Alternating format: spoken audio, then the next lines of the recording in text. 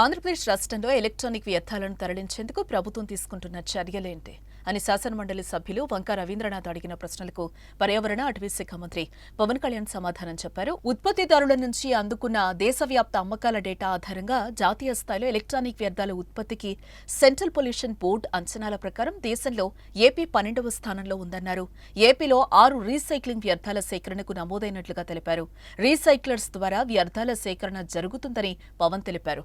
Recycling వ్యర్థాలైన plastic, ఇతర లోహాలను ప్రమాదకర వ్యర్థాలుగా electronic వ్యర్థాల రీసైక్లింగ్ యూనిట్ల ద్వారా తరలిస్తున్నట్లుగా తెలిపారు. పర్యావరణ పరిరక్షణకు, కాలుష్య నివారణకు తన శాఖ పరిధిలోని అధికారులతో పవన్ కళ్యాణ్ తరచూ సమీక్షలు నిర్వహిస్తూ తగిన చర్యలు చేపడుతున్న విషయం తెలిసిందే.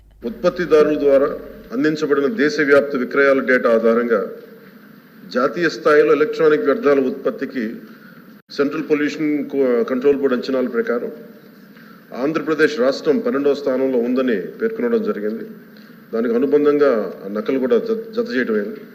ప్రస్తుతం ఎలక్ట్రానిక్ వ్యర్థాలను తరలించడం, రీసైకిల్ మరియు శుభ్రం చేయడానికి ఆంధ్రప్రదేశ్ రాష్ట్రంలో 6 ఎలక్ట్రానిక్ వ్యర్థాల రీసైక్లర్స్ వ్యర్థాల సేకరణ కోసం నమోదయ్యాయి.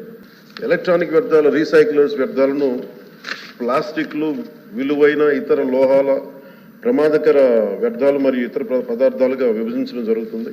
ఎలక్ట్రానిక్ వ్యర్థాల రీసైక్లింగ్ యూనిట్ల ద్వారా విలువైన ఇతర లోహాలు సంగ్రహించడం అవుతుంది.